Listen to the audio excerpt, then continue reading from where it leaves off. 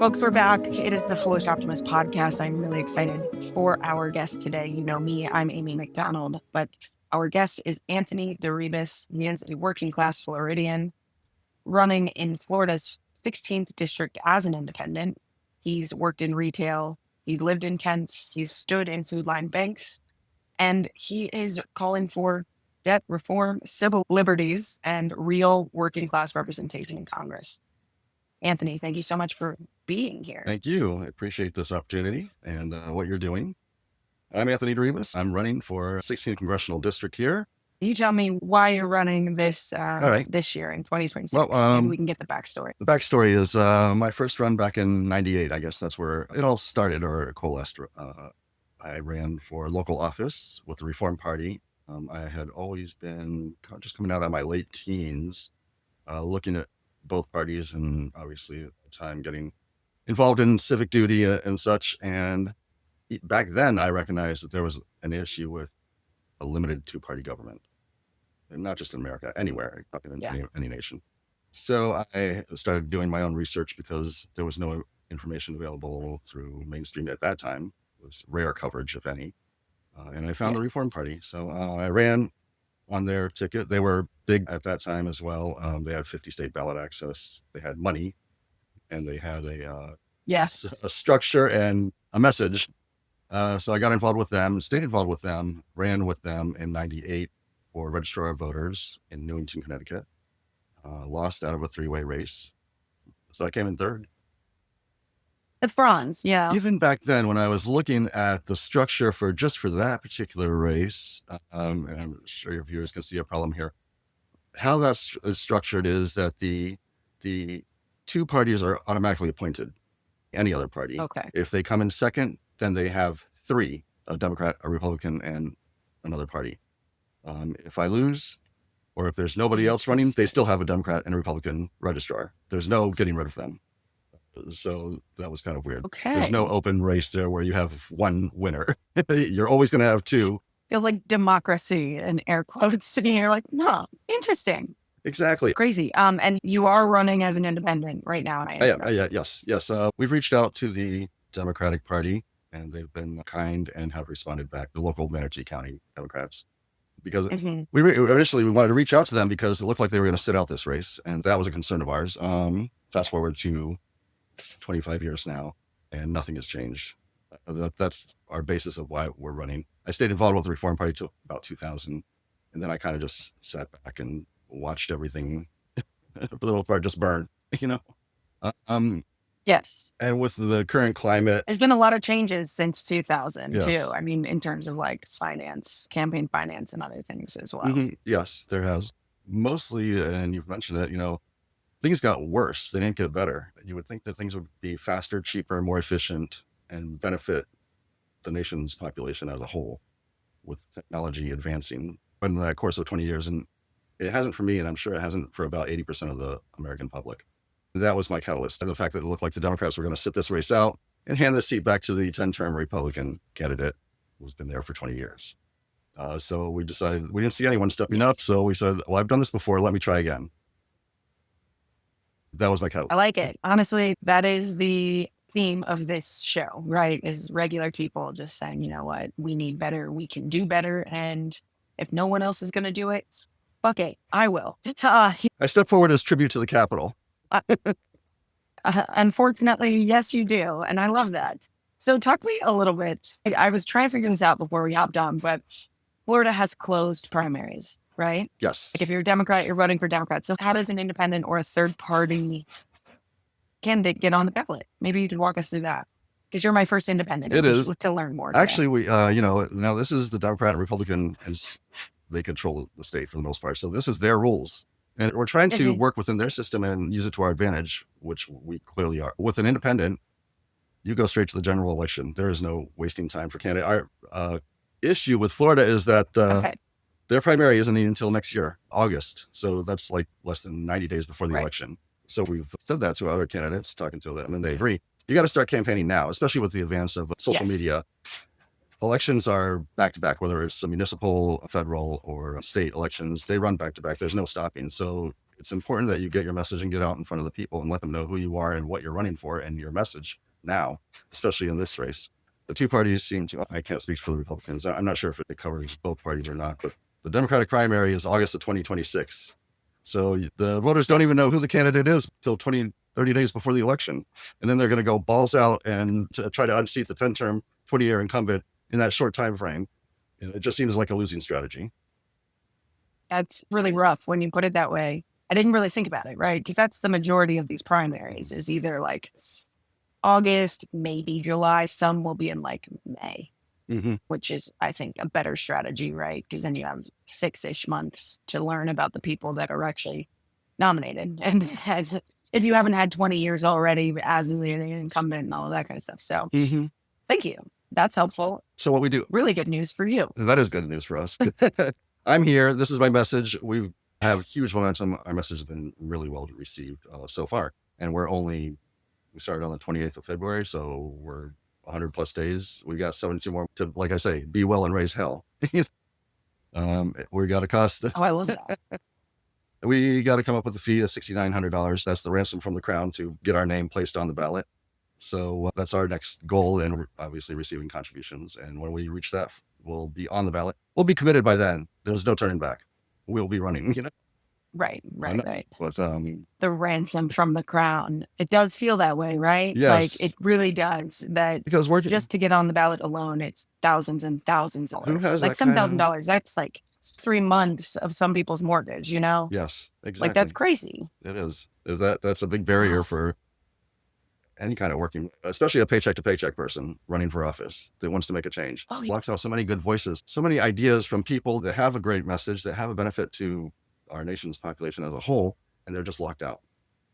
It's sad. Right. The last stat I heard was only 2% of Congress, by the time they get to Congress, has a working class background.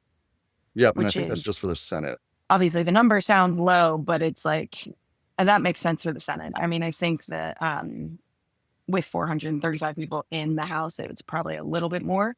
But like you said, it's just these barriers and it's technology, it's money, it's also having to have a job while you're running. Yes. That, if you don't have a cool 50 grand saved up for life and driving across the district and paying for gas, yeah. So maybe we could talk a little bit about your platform. I can see, I don't know if everyone's watching this on video or not, but you have your, remind me your tagline. What is it? Oh, votes not boats. That's a direct attack on our 10-term, 20-year incumbent who happened to buy a $3.8 million yacht on his $174,000 salary back in 2017. The papers here did cover it a little bit, but it kind of went away by the wayside. And to be honest, I don't know if he still has it, but you bought a yacht. As one does, right? That just makes perfect sense. That the numbers there, that's $174,000 salary, $3.8 million yacht. And that's not even like a home. It's a luxury. It's a palace, a floating palace. So he bought just in case you need one. You never know. Yes. I'm sure he does a lot of entertaining here with his friends. Right. But and this was after he passed through a Canadian lobby tax bill that benefited him. Then he waited till after that. Then he made the purchase. Being the co-chair of the Ways and Means Committee that he is, there was absolutely no connection there. It's such a disconnect. No. Yes, 100%. I agree with you about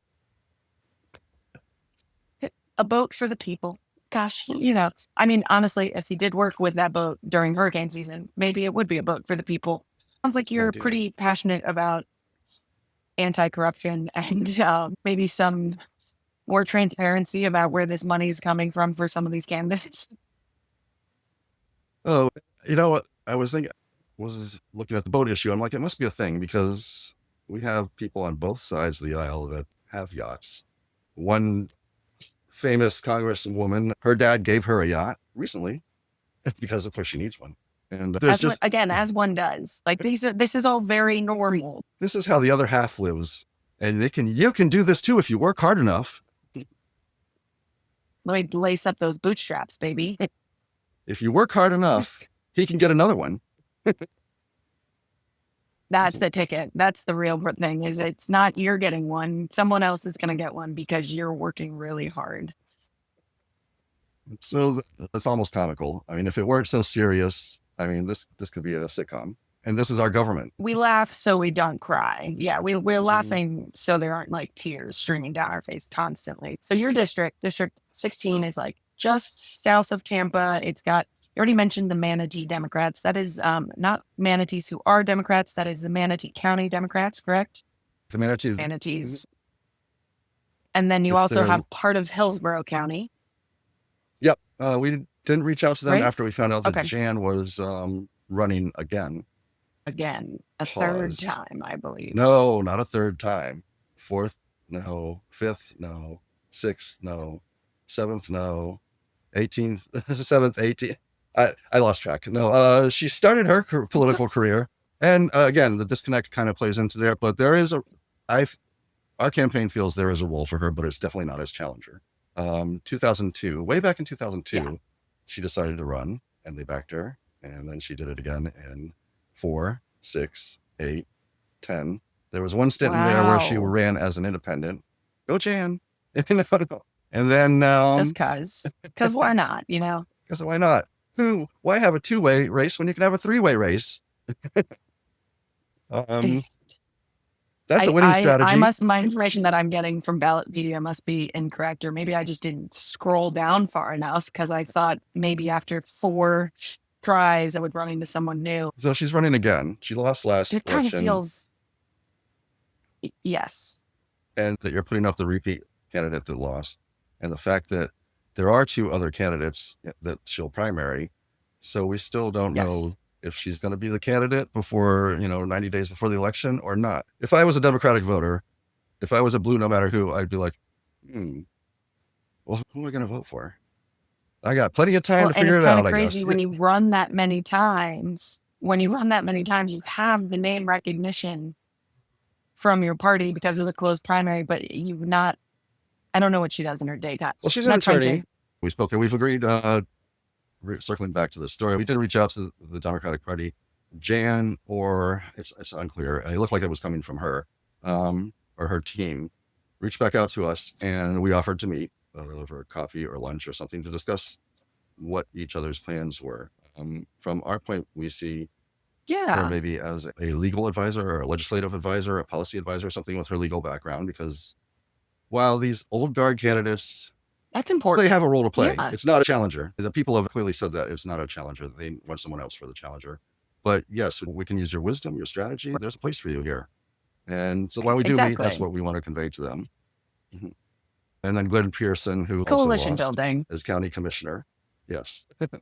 So we'll see how they feel about that. If they 3-way race, we realize that we can't win by ourselves as a standalone with independents. Hopefully the Democrats know they can't stand alone with their numbers, just as Democratic voters here in the district as well. Right. We need to get together if we're serious and genuine about flipping this seat and giving it back to the people. If they're not, then let's have a 3-way race. We don't lose anything as a candidate. Well, and They're I the was ones looking that at, have, you know, right. go ahead. I was looking at the numbers from Ballotpedia and also from Florida's Department of State for registered voters. And there are a lot of people in your district that are no party affiliation. People who Yes. are registered as actual independents, right? There's about, look at my tiny little notepad of paper here. We've got about 10,000 people registered in District 16 as independents. We've got about Mhm. 146,000 Dems, 217,000 Republicans, and then 135,000 no party affiliates. And like looking back at the last elections, only like between 200 and 300,000, Yes. depending on the year, show up.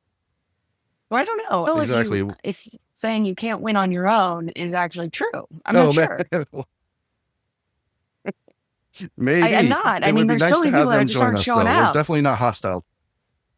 There's almost about 1 million people in this Yeah, district, and as you said, about 300,000 were in the last election. Of course, how the turnout is you do in a mhm, presidential election. We have that into consideration, so we need about right. So it's a 170,000, higher, I guess, probably to win. hmm But in a 3-way yeah. race, And I that think that number drops. 2026 But will, if we don't have that, we'll have to take another look at the numbers. Maybe we can win. We wanted to tell the I know. What do you need from the Dems? Yes. What We'd is like the to have the message to the Democrats, Dems? You said disillusioned we need. Republicans. Oh, we would like to have their support and backing along with third parties and independents, and we can take the seat back that way. That's a winnable strategy. The Democrats going off on their own on the top of the hill saying, we got this with no help from independents, third parties, or disillusioned Republicans. It ain't going to happen. It's not going to happen again, should I say. That is, I agree with that 100%. I have a hunch that 2026 is going to be a high turnout year, just based off of what's happening right now. It's just a hunch. I'm not sure. But talk to me a little bit about the district. What is the one or two, maybe even three issues that are keeping the people in your district awake at night? Three things. When we're talking to people out on the street, the three issues that come up are housing, healthcare, and immigration. Those are our three hottest topics. So that's what we actually have proposed legislation addressing the housing issue. And we've drafted a bill for that. Healthcare, I have to personally look into that more because it's not really my wheelhouse of knowledge. We don't want to cut anything. Yeah. I can say that definitely. The money is there when we look at the budget and the continuing resolution that just passed. The finances are there for healthcare. Let's just take that for example. The United States spends $1.9 trillion covering uninsured. They were already spending that money to cover people. For another $2 trillion, and Right. the money is there if we cut it and manage it better, we can cover everyone for free healthcare. We can have free healthcare for $4 trillion. Now, taking into consideration we're running negative, we're going to raise the debt $4 trillion on this big, beautiful bill. How about this, President Trump? How about we scrap this bill and cover everyone for free and go from there? If we're going to raise the debt $1 trillion, that's not even looking at any cuts. We'll keep everything the same and cover everyone with free healthcare. We could do that. Instead of attacking other nations and tax cuts, we're just going to cover everyone with free healthcare. How does that sound, America? I'd vote for that. I mean, we all keep talking about how to strengthen the economy. I think it affects everything else. It affects our economy. I think if people are healthy and happy and they can choose to start their own business or, travel around the country and write about what's going on wherever they are, or just do what they want, we're going to be better for it. But instead, we've got people who maybe they want to be stay-at-home parents. Maybe they want to be the next, I don't know, big radio DJ or performer, and they're tied to being an accountant and they're miserable. It just, I get angry. I am sorry. I'm all worked up. It's passionate. You're passionate about that. This is where it gets personal. Yes. I'll be honest. My credit is not, and this is not anything recently. This is back a decade or so. It wasn't good. That should not be a standalone issue to deny you from housing, especially for an apartment. We're not buying it. We want to rent it. We want to live there. Right. So here's the true story, Cliff Notes edition. Working at the post office, making a decent salary. Back then, I think it was $60,000 in Connecticut. Denied housing, denied an apartment, not because of my income. My income was perfect, but my credit file wasn't. Right. But we're already renting. Clearly, we've established the fact that we have the ability to rent a place and pay our rent. So what do? I bought an RV. That's when I got into the RV living. That was my out. And luckily, otherwise, actually, let me back up.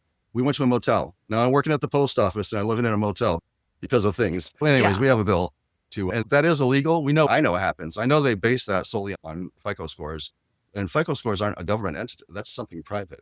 But to base the yes or no on that is illegal. That part is clear. We're clear about from our government. And of course, they're not going to say it. But I know they do it. The second time it happened to me is when I was still working at the post office. I went in and they said no. And I said, well, how about this? How about if because I think I just came out of the post office. So I had a chunk of my 401k. I said, I'll pay 6 months up front of rent, establishing, good faith. They still said, no, sorry, you're not qualified. Pay it up front. That's that. And then from there, I bought an RV with my money, and we've been doing that ever since. And I love it. It puts so many people out on the street, though, or a motel, or a tent, a street corner, a shelter. That is such a huge barrier for basic housing. And like I said, we're talking about apartments. We're not talking about homes. Right. And that motel bill on a nightly basis is so expensive. Like that, you know what I'm saying? Like when you're paying by the night, no matter where you are, it's going to be more expensive than paying by the month. And so people who are already having a hard time getting the housing are now losing money because, like, I worked in real estate and construction for quite some time, and it is. I used to work with rental customers, and they'd be like, "My credit is bad." And I'm like, "I will get you in. This is my job. You have a good salary. What you didn't? Something happened 5 years ago, and it hasn't fallen off of your credit yet. Like what the, or it was Right. 5 months ago. But reality is, you miss one bill or two bills, and everything goes. Or they don't even tell you you have a bill until you get it at a collection agency, and you're like, "The hell, you're a fucker." But yeah, you're right. This is happening all over the country, and it's getting worse. So I like that you plan for So that. that was What's your thinking behind? the plan addresses rental fees. That's another issue. They'll charge you a rental fee. They won't tell you if they're going to approve you or not, and they're not going to give that money back to you. But for the most part, is what our experience was. These are like $7,500 per person. Usually, if it's a corporate-owned company, they'll continue to advertise that unit until there's a decision. So they can collect 4, 5, 6 families times 2 of rental fees. Yeah. And then keep it and say, "No, sorry, you're not approved." So we take that, just looking over our bill that we had. I won't read it off because it's long as anyone, because there's a lot to cover. But what we do is address the income. We have the income qualification reform. Instead of 3 times your salary, we want to see that rein back. And it's sad that we have to, because in my libertarian heart says we should have freedom. A private company has the right to do whatever they want. But they're abusing this privilege, requiring 3 times your salary to get it to just open the door.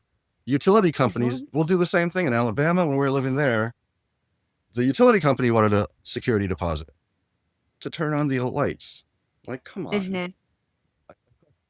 I have never heard of that. Same. And all of this is new. My parents never had to go through a FICO score check. That is all within our generation lifetime.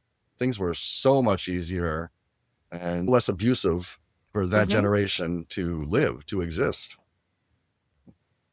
So we have the income qualification. You mentioned pause before we get to go there. I think that we have a tiny lag in our video here, but you mentioned your libertarian heart. If you've seen my TikTok videos, you know I'm on the hunt for finding true libertarians, but that doesn't matter. What I'm thinking about is, you're talking about generations prior to yours having it a little bit easier. And part of that is because we set up systems that were harder to manipulate.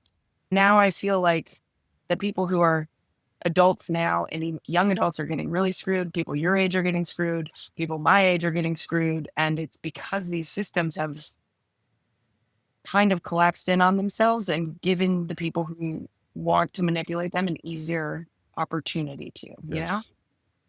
Yes, they're taking this knowledge and this great benefit of electronic technology and just kind of flipping it and abusing it where they can. That's exactly it. It's time for the government to step in and not even as a permanent measure, as a temporary measure. Because again, I don't want to dictate to private companies how they go ahead and run. But if they're going to abuse it, 3 times your salary to open the door, on top of your fee per person, and then we're going to continue come on. That's abuse. That's what it is. Well, if you were a person and it's corporation. That's the thing that irks me, right? Corporations aren't getting consequences, but individuals always do. Yes. So we address that in the bill. That, along with the credit score protections, we don't want you going back 10 years, 5 years. If you've demonstrated within the last year as a maximum, then you should be quite okay with renting a year contract. It also addresses the application fee regulations, security deposits, and last month's rent. And then it goes into violation penalties for the corporations if they continue to abuse these issues.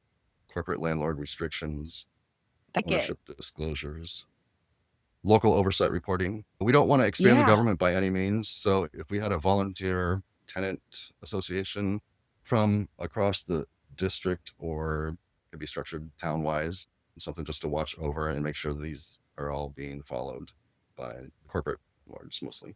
So that's where we ran into the issue. Well, We did, and I was about to say, and like in New York City, which is where I'm based, we have a couple of different places where citizens can report their landlords, right? And we already have that apparatus at a state level, but nobody knows about it, right?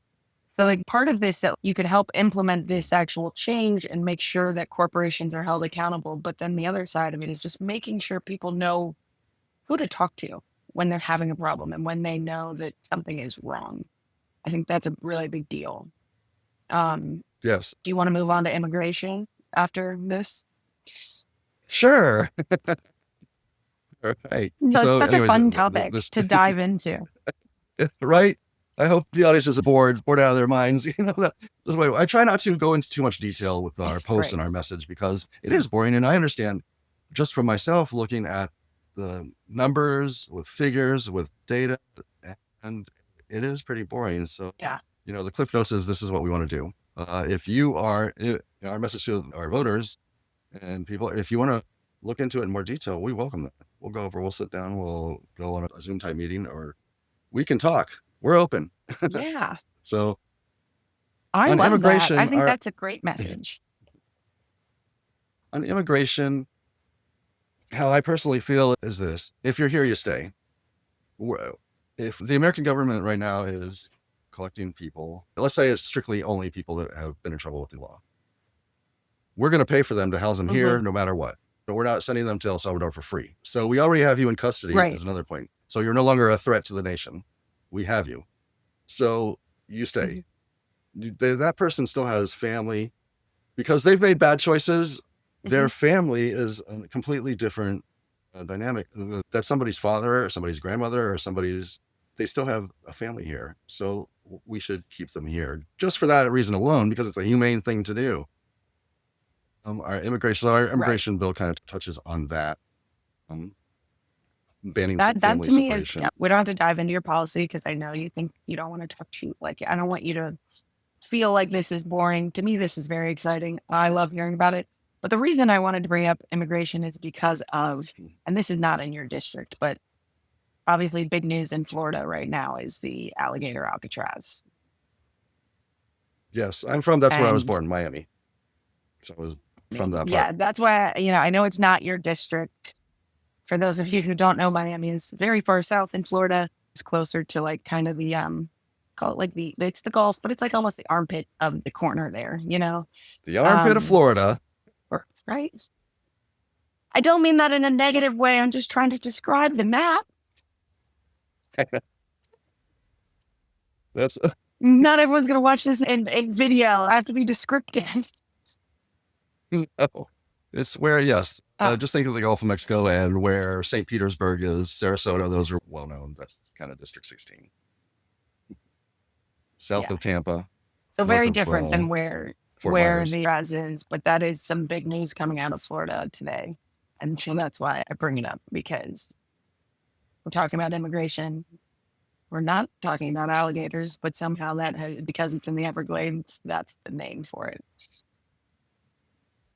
My girlfriend, they can put up housing for days and for undocumented, but they can't do anything with the homeless population. That's an emergency across the country. What are they doing? They come up with these trailers. All of a sudden, there's 50 RVs that they have parked there for undocumented, but there's still people sleeping on the streets. These are documented citizens. Just literally down the street.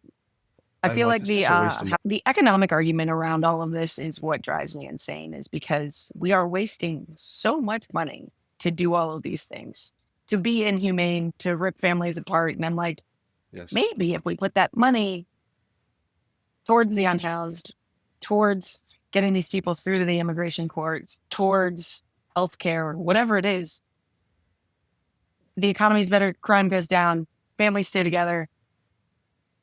But instead, we're spending millions and millions of dollars to put up trailers in 2 days, 3 days, and to move people all around the country.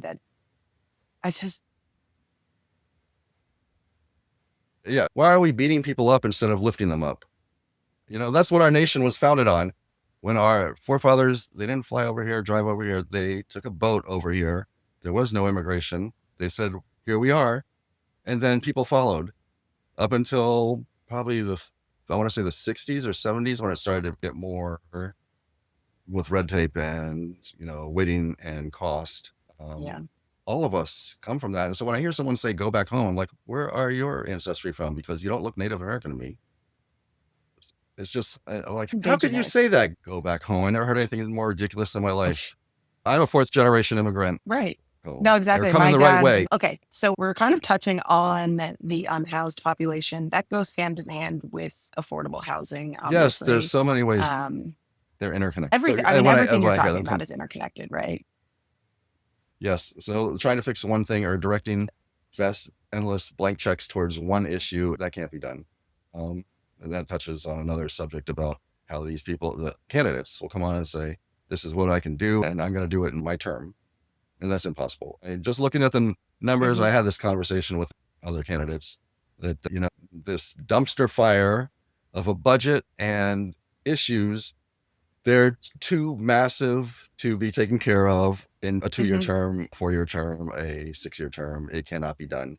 The best you can hope for is that other candidates or office holders will come behind you, recognize that, and move forward instead of making these empty promises, because that's not going to happen. It's going to take multiple presidential administrations, multiple classes of Congress, multiple senator campaigns, representative campaigns.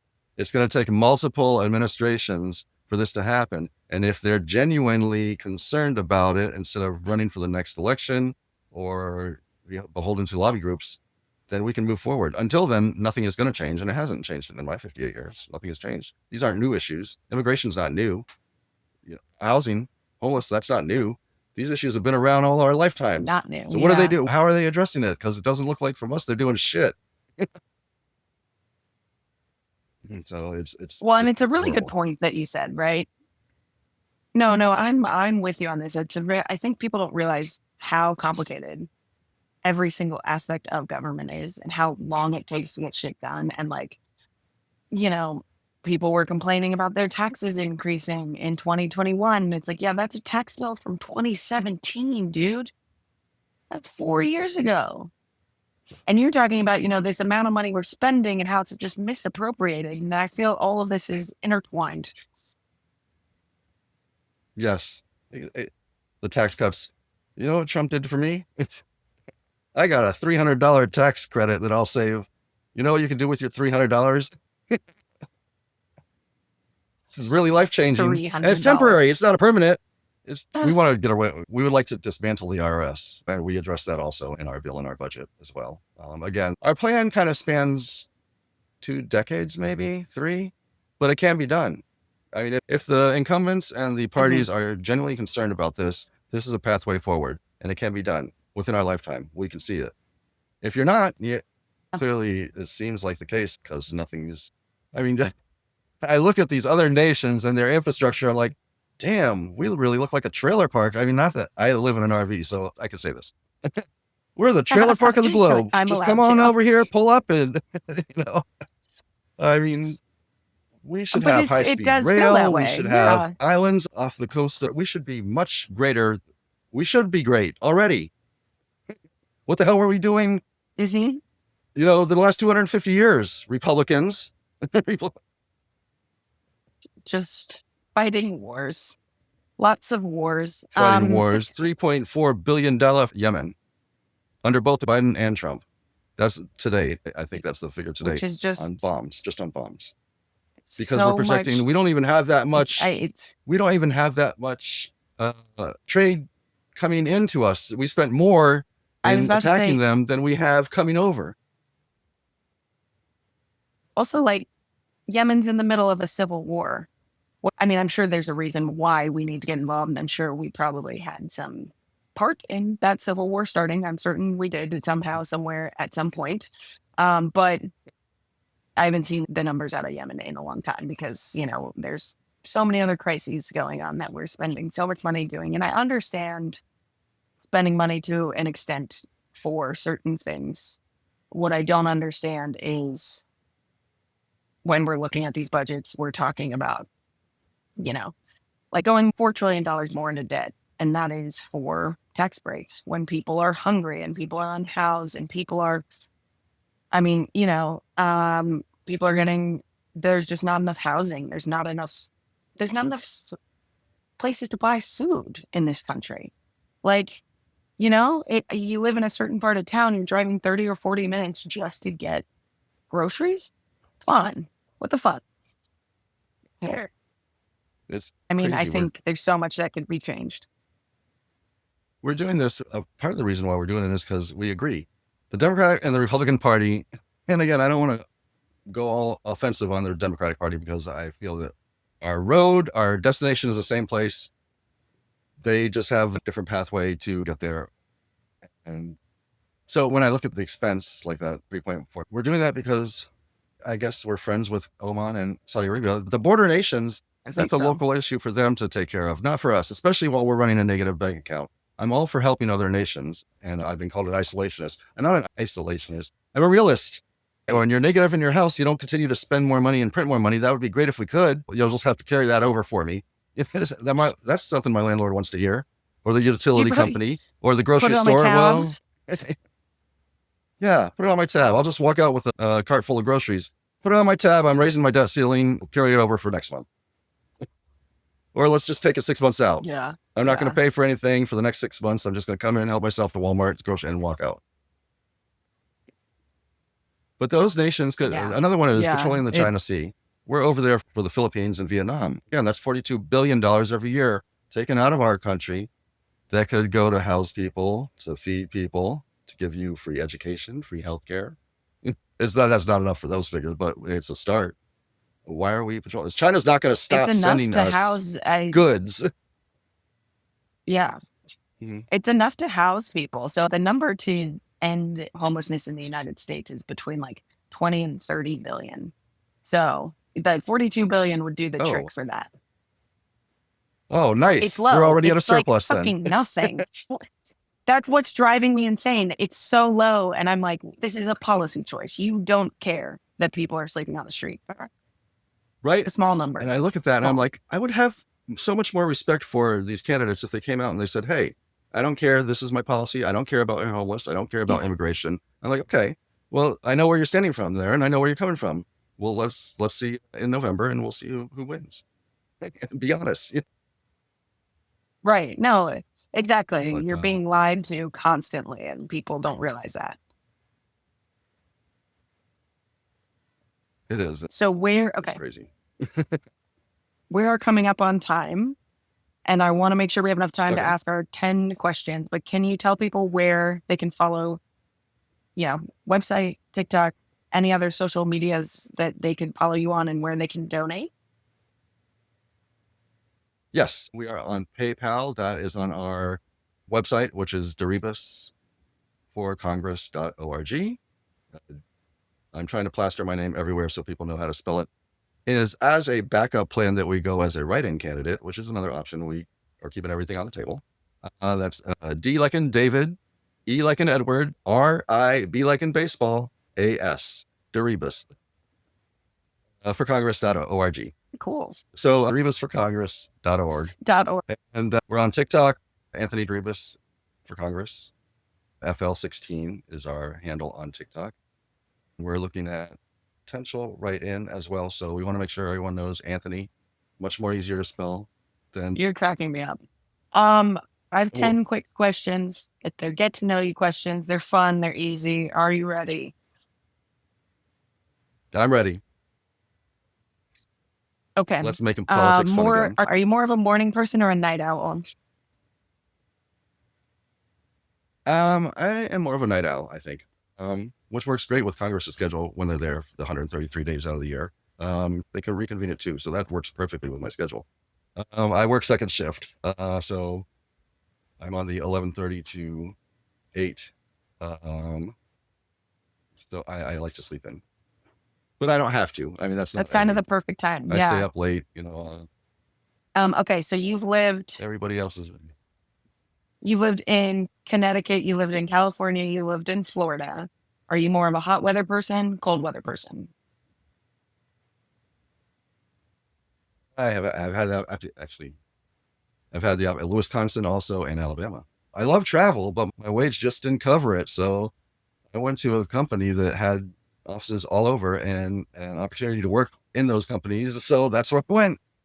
And I traveled all over. I like the hot weather. I am definitely a hot weather person. I love Miami. When we first came to Florida, we came back to Florida. We were in Pensacola and it froze there, and we had flurries. This was like 13 or 14 years ago. I said to my wife, my late wife at the time, I said, I think we're still too far north.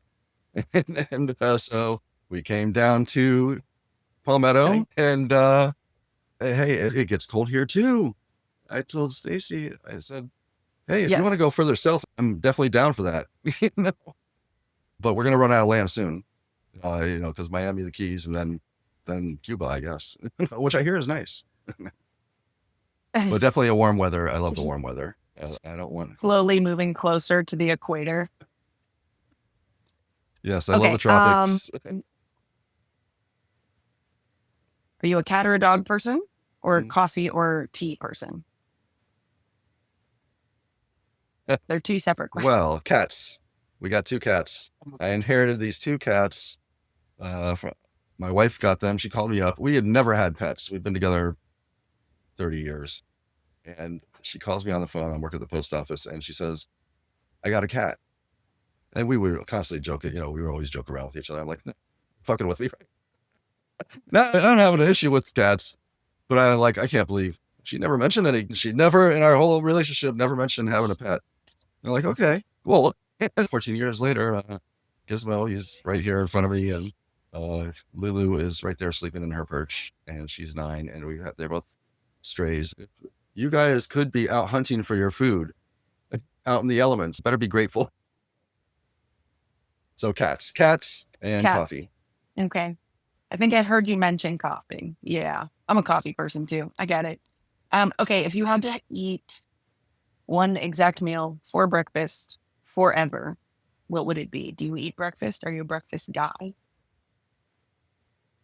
I eat breakfast, but I like it. I don't like it early in the morning because I like to sleep in, but I can eat breakfast at any time. Time's just a construct. I'm an adult. I can do what I want. If I want to get up at 2:00 and make breakfast, so be it. No permission from the crown. And if you had to eat if you had to eat one breakfast for a whole year, what would it be?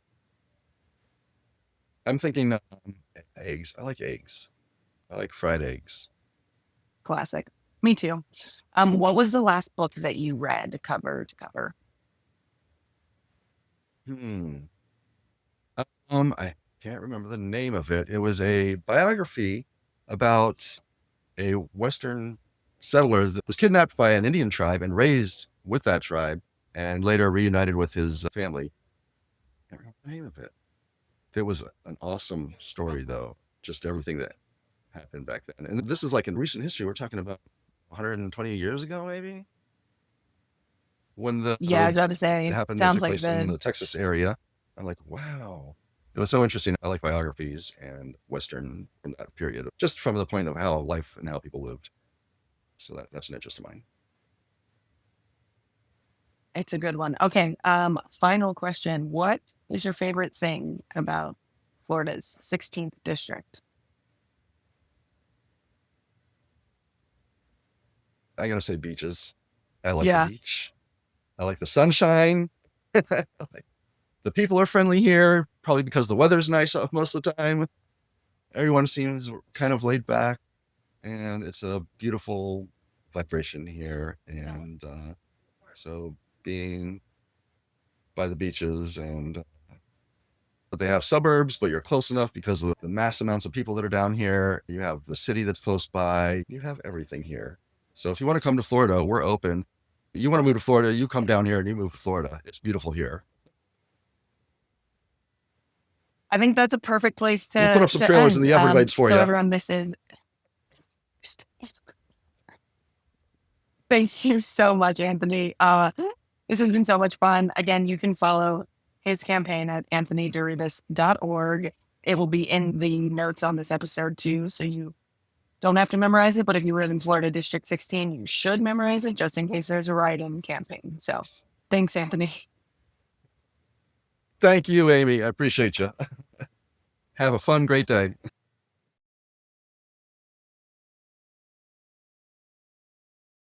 If you've made it this far, thank you so much. Thank you for following The Foolish Optimist. You can follow us on Spotify, Apple, YouTube, wherever you get your podcasts, pretty much. We're going to be dropping new episodes every Wednesday, and you can watch the video episodes on YouTube. If you would like to, please give us a review, leave comments. You can also email us at thefoolishoptimistpodcast@gmail.com. If you see any really great candidates that I should be talking to, send them my way. Thank you.